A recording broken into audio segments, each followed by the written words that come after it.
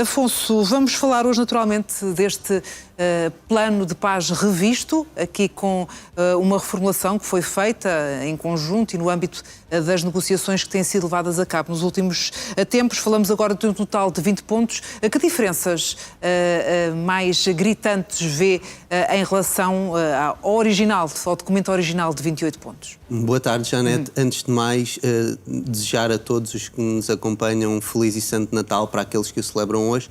Tendo em conta este documento que nós agora temos, tem algumas diferenças importantes, tendo em conta versões anteriores que nós já tínhamos visto. Eu creio que é sempre importante nós denotarmos aqui que este plano tem que ser negociado com a Rússia, não é? Porque nós sabemos que em algum momento, no momento anterior, nós temos os Estados Unidos e a Ucrânia que não estavam bem alinhados. Disseram que o plano e o documento era mais para o lado russo. Agora eles estão a tentar alinhar, mas é assim, este alinhamento que está a existir é só entre Kiev e Washington. Ou seja, o Moscovo não aparece aqui. E é importante nós termos isto em conta porque... A ideia não era precisamente contrária, era que inicialmente, e falando, recuperando aqui a questão do documento original, que ele teria sido desenhado precisamente entre Washington e Moscovo, com Kiev e também os aliados europeus à margem. E isso foi o que nós ouvimos muito aqui na Europa continental. Eu creio que foi algo que tentaram fazer para criar uma posição difícil a Donald Trump, mas na realidade eu creio que esse plano poderá ter sido, em grande medida, vindo do outro lado do Atlântico, ou seja, dos Estados Unidos da América, e não sei até que ponto é que era um plano de veras russo. Mas reparemos, por exemplo, em duas coisas. Dizem-nos, bem, os pontos estão mais ou menos alinhados e há duas coisas que ainda faltam. A questão do Donbass, ou seja, aquela parte do território que a Rússia ainda não controla, não sabe o que é que vai acontecer, e também a central nuclear de Zaporizhia. Ou seja, como se os outros pontos estivessem arrumados.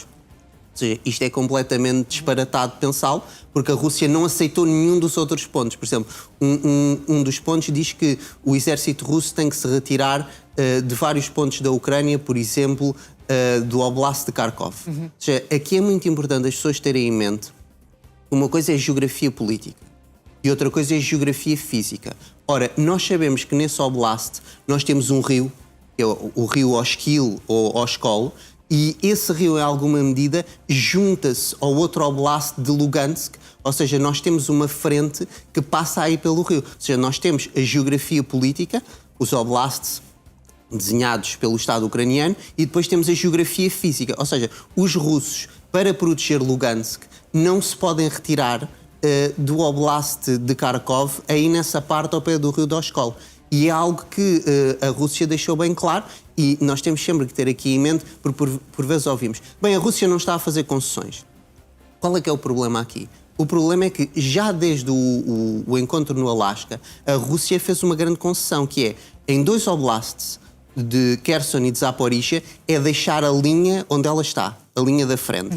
E muitos dizem, bem, mas isto não é concessão nenhuma, mas nós já reparámos que desde o verão, a Rússia está a progredir, por exemplo, no Oblast de Zaporizhia. Nós sabemos hoje, há uma cidade bastante importante, que é Gulaivólia. No sentido em que tem conseguido avançar. Absolutamente, está a avançar no terreno. E agora, quer dizer, se as coisas parassem agora ou em janeiro, a Rússia já teria uma parte ainda maior do Oblast de Zaporizhia do que aquela que teria tido, tendo em conta o verão há uns meses atrás. Ou seja, nós temos que perceber que existe um custo russo em termos de homens e muito mais para avançar, mas a Rússia, a verdade é que continua a avançar. É verdade que não está a avançar com uma grande rapidez, mas está a avançar constantemente já há vários meses. Nós temos que ter isto em conta. Outro ponto que é interessante é aquele que nos diz que, bem, a Ucrânia vai entrar na União Europeia. Nós não podemos meter isto num acordo.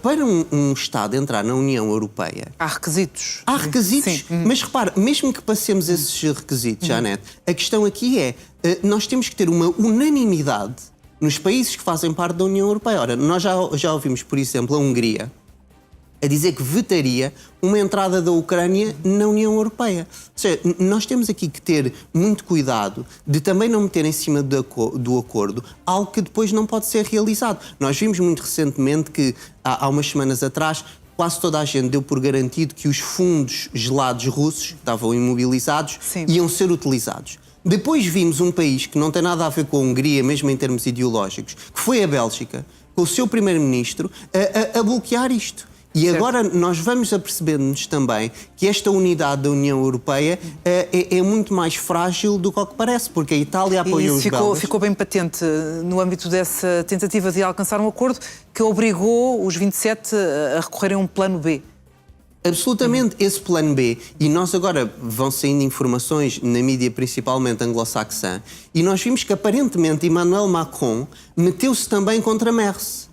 Ou seja, Merz e aquela Europa já a descair para o Oriente, a Europa Oriental, com a Polónia e também com os Bálticos e etc., que queriam de facto usar estes fundos russos, tiveram face a eles uma Europa mais ocidental, mais latina, se quisermos, e parece que Emmanuel Macron não quis aparecer logo ao lado do belga, mas concordou. E vimos também Emmanuel Macron, que já nos anos transatos disse coisas do estilo: não devemos humilhar a Rússia e devemos abrir aqui uma janela de comunicação com a Rússia, a voltar a dizer isso, para choque de muitos parceiros dentro da União Europeia, principalmente na Lituânia, na Estónia, na Polónia. Ou seja, nós temos aqui uma realidade europeia que é uma realidade que está fragmentada. Ou seja, muitas vezes nós gostamos de projetar que existe uma unidade extremamente forte na posição da União Europeia. Verdade é que mesmo no empréstimo para financiar a Ucrânia durante os próximos 2 anos, o tal plano B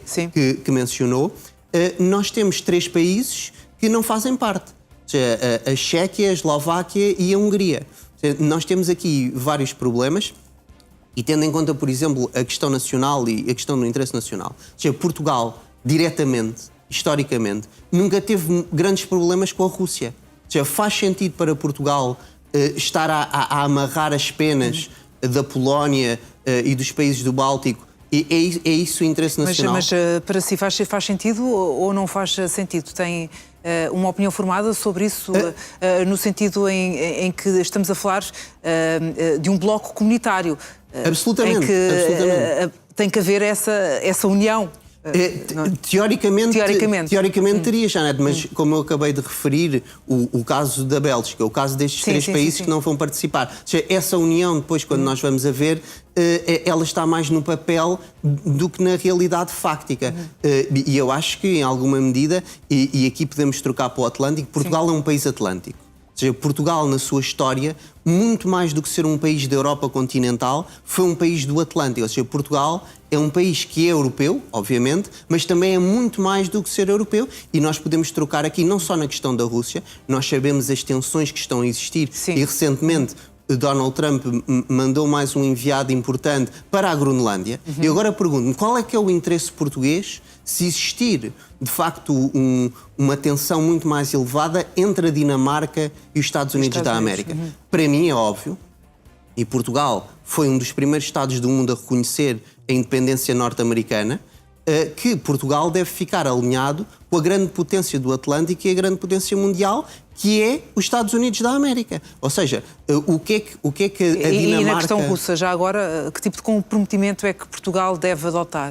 Eu creio que Portugal deveria tentar não lançar mais achas para a fogueira. Ou seja, no sentido de Portugal tentar que se chegue a uma resolução, como, por exemplo, está cada vez mais a tentar fazê-lo Giorgia Meloni, como vimos também Viktor Orban, como vimos Donald Trump. Eu creio que nós já percebemos, e muitas vezes nos platós televisivos é muito fácil estar em Bruxelas ou em Lisboa e dizer: não, a Ucrânia tem que fazer, tem que continuar, tem que ganhar. Os ucranianos estão extremamente cansados, têm o país absolutamente destruído e nós temos uma carnificina que não para. Ou seja, aqui a questão é, falou-se muito da tal paz justa e duradoura. É interessante que as pessoas não viram há umas semanas. Emmanuel Macron mudou isto. Emmanuel Macron, numa das suas comunicações, disse não já uma paz justa e duradoura, mas uma paz robusta e duradoura. Porquê? E que leitura faz dessa pequena mudança? Essa pequena diferença é para dizer que a paz justa, como ela é concebida em Paris ou em Bruxelas, muito dificilmente não poderá ser alcançada. E agora aqui a questão é, nós gostamos mais da Ucrânia ou dos ucranianos? Um canal importante norte-americano muito recentemente mostrou nas montanhas nos Cárpatos nós temos vários ucranianos que arriscam a própria vida num clima extremamente frio para tentar cruzar a fronteira, para fugir, basicamente. São pessoas que têm a minha idade, Janete. São pessoas que sabem que se forem enviados para a linha da frente vão para uma morte quase certa. E mais uma coisa, sentença de morte. nós não nos podemos esquecer que aquilo que está a acontecer no território ucraniano das fronteiras de 1991 é algo que não são os russos contra os ucranianos. Porque há vários ucranianos que se juntaram ao tal invasor russo para combater outros ucranianos. Ou seja, não é uma guerra civil, mas é uma guerra que tem alguns pontos que tocam quase numa guerra civil. Ou seja, nós estamos a atingir um nível de desgaste na sociedade ucraniana que é extremamente agudo. Ou seja, nós devemos esperar que 2026 seja o ano em que isto acabe. Ora, para isto acabar... E para isso acabar, o que é preciso? O que é necessário? Eu acho que, e eu já o disse aqui várias vezes na NAU, nós vamos precisar de uma participação chinesa. Nós já vivemos numa tripolaridade e nós vamos ter os Estados Unidos, a Rússia e a China cada vez mais a pautarem este nosso século. Se os Estados Unidos da América e a Rússia tentarem continuar a negociar isto sem a presença chinesa, eu acho que nós não vamos chegar a bom porto, e a China também tem que tomar em responsabilidades este novo poder que tem e vir mais para o cenário internacional para tentar parar isto. A China vai jogar um papel importante. Muito bem, Afonso Moura, muito obrigada por ter estado aqui connosco e boas festas. Obrigado.